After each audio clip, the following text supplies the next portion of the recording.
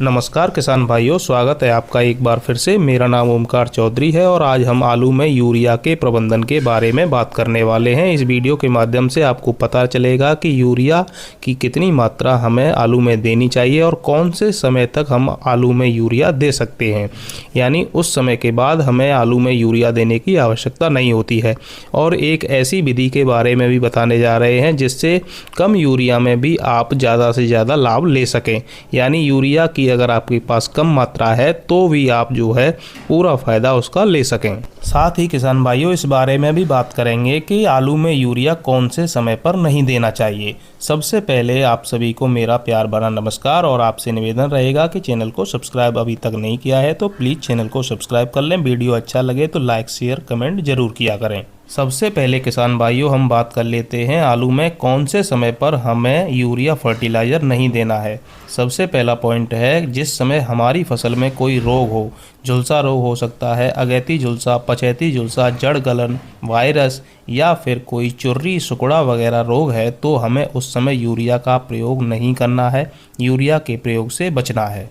किसान भाइयों, पौधे को सबसे ज़्यादा जिस पोषक तत्व की आवश्यकता होती है वो नाइट्रोजन ही है और जो हमें यूरिया से प्राप्त होती है। हमारे देश की यानी भारतवर्ष की मिट्टी में जिस पोषक तत्व की सबसे ज़्यादा कमी है वो नाइट्रोजन ही है। आलू के शुरुआती समय में यानी 20 से 45 दिन तक इसकी आवश्यकता होती है, क्योंकि इस समय पर पौधे की वेजिटेटिव ग्रोथ बहुत तेजी से होती है और वेजिटेटिव ग्रोथ यानी कि वानस्पतिक वृद्धि के लिए नाइट्रोजन बहुत जरूरी पोषक तत्व है। अगर इस समय पर नाइट्रोजन की कमी रह जाती है तो पौधे छोटे रह जाएंगे और जो वेजिटेटिव ग्रोथ होनी चाहिए वो नहीं हो पाएगी। अगर आलू की फसल में यूरिया का प्रबंधन यानी नाइट्रोजन का प्रबंधन सही से नहीं किया जाता है तो फिर आलू के उत्पादन पर प्रभाव पड़ेगा ही पड़ेगा। इसके लिए सबसे पहले हमें ये जानना जरूरी है कि आलू की फसल के लिए प्रति हेक्टेयर के हिसाब से यूरिया यानी नाइट्रोजन की कितनी मात्रा की आवश्यकता होती है। किसान भाइयों, आलू की फसल को प्रति हेक्टेयर औसतन 150 से 180 किलोग्राम नाइट्रोजन की आवश्यकता होती है। आलू में नाइट्रोजन की मात्रा आलू की किस्मों के ऊपर भी निर्भर करती है। सामान्यतः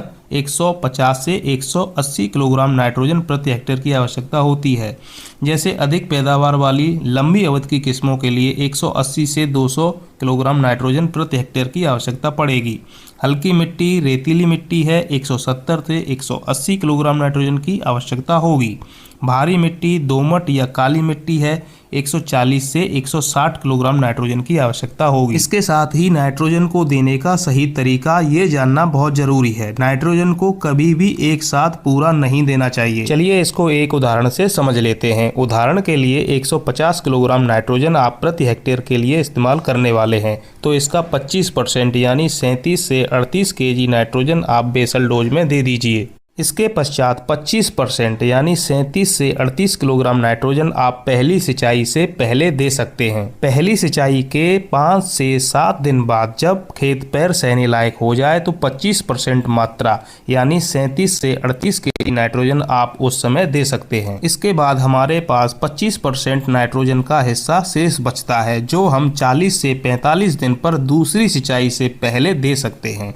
किसान भाइयों, इस तरीके से आप नाइट्रोजन देंगे तो आपकी आलू की फसल अच्छी रहेगी। इसी के साथ ज़्यादा नाइट्रोजन देने से नुकसान भी हो जाता है। उन नुकसान के बारे में बात करना बहुत ज़रूरी है। पत्ते बहुत घने हो जाएंगे, उससे क्या होगा कि वानस्पतिक वृद्धि पर ही पौधा फोकस करेगा। इससे कंद छोटे रह जाएंगे, लेट ब्लाइट व एसिड का खतरा बनता है। स्टोरेज में आलू खराब भी रहता है। अगर आप यूरिया से नाइट्रोजन की पूर्ति कर रहे हैं तो 150 किलोग्राम नाइट्रोजन लगभग 326 kg यूरिया से प्राप्त होगी।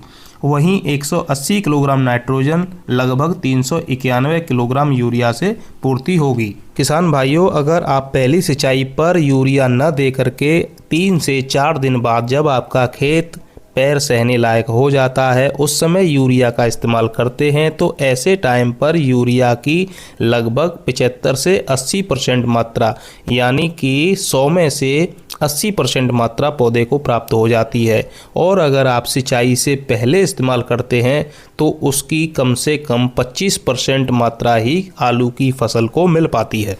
और ये प्रैक्टिकली बात है कि जब हम सिंचाई से पहले यूरिया का इस्तेमाल करते हैं तो उसकी कुछ मात्रा ज़मीन में पानी के द्वारा अंदर चली जाती है, कुछ मात्रा वायुमंडल में वापस उड़ जाती है। साथ ही किसान भाइयों, अगर हम पानी लगाने के यानी सिंचाई के 3 से 4 दिन बाद जब खेत में नमी हो तब यूरिया का इस्तेमाल करते हैं तो इसकी कम से कम 80% मात्रा पौधे को प्राप्त हो जाती है। इस तरीके से आप जो है कम यूरिया में भी ज़्यादा लाभ ले सकते हैं। जब यूरिया की शॉर्टेज चल रही हो, यूरिया आसानी से नहीं मिल रहा हो, उस समय आप जहां 2 कट्टे की आवश्यकता है वहां 1 कट्टे से अपना काम चला सकते हैं। किसान भाइयों, सबसे इम्पोर्टेंट सवाल कि हमें आलू की फसल में यूरिया कौन सी स्टेज तक देना चाहिए। इसका सही जवाब है कि आलू की वेजिटेटिव ग्रोथ 40 से 45 दिन तक, लास्ट 50 दिन तक होती है। इसके बाद उसको यूरिया की कोई आवश्यकता नहीं होती है, यानी नाइट्रोजन की आवश्यकता जिस काम के लिए है वो काम 45 से 50 दिन तक हो चुका होता है। और 50 दिन के बाद अगर आप आलू में यूरिया लगा रहे हैं तो आप व्यर्थ में अपने पैसे बर्बाद कर रहे हैं, उसका कोई भी रिजल्ट आगे देखने को नहीं मिलेगा और इसके नुकसान ही देखने को मिलेंगे। अगर आपकी फसल सही चल रही है, सही उसका कलर है, सही कोई रोग धोग नहीं है, तो आप 50 दिन के बाद आलू में यूरिया न लगाएं, क्योंकि 50 दिन के बाद जितनी नाइट्रोजन की आवश्यकता पौधे को होती है वो वायुमंडल से प्राप्त कर लेता है। इसके लिए आपको अलग से नाइट्रोजन देने की कोई जरूरत नहीं है। 50 दिन के बाद अन्य पोषक तत्वों की आवश्यकता आलू की फसल को पड़ती है। 50 दिन के बाद एमओपी और फास्फोरस अपनी मुख्य भूमिका निभाते हैं। इनकी अगर आपको अपनी फसल में कमी दिख रही है तो आप एनपीके 0-52-34 का प्रयोग कर सकते हैं जब आप दूसरी स्प्रे करते हैं। किसान भाइयों, यहाँ पर ये जानना बहुत जरूरी है कि कौन से वे पोषक तत्व हैं जिनकी पौधे को बहुत ज़्यादा मात्रा में आवश्यकता होती है। सबसे पहला है नाइट्रोजन, दूसरा है फास्फोरस, तीसरा है पोटेशियम। यानी किसान भाइयों, ये 3 मेन पोषक तत्व हैं, इनकी आवश्यकता बहुत ज़्यादा रहती है। इन पोषक तत्वों को हम प्राइमरी या प्राथमिक पोषक तत्व भी कहते हैं। द्वितीयक पोषक तत्वों में यानी सेकेंडरी पोषक तत्वों में आते हैं हमारे कैल्शियम, मैग्नीशियम और सल्फर।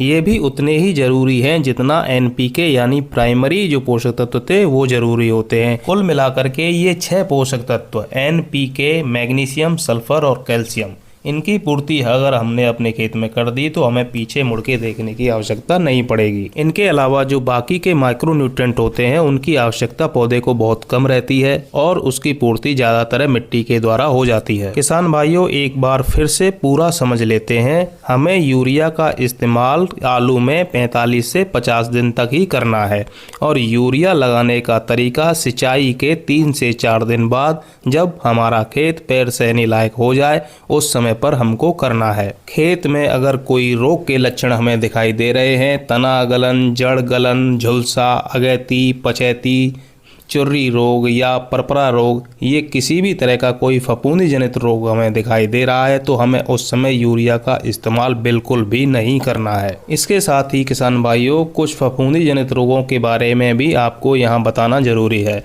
आप रोग आने का इंतजार अपनी फसल में मत करिए, आप एक शेड्यूल के अनुसार स्प्रे का काम अपने आलू की खेती में करते रहिए। आपकी खेती में रोग नहीं आएगा। अगर रोग आ भी गया है तो फिर उसको कंट्रोल करना मुश्किल हो जाता है। इसलिए सबसे ज़रूरी है बचाव, यानी आप अगर बचाव करते रहेंगे तो आपकी आलू की फसल सही चलती रहेगी।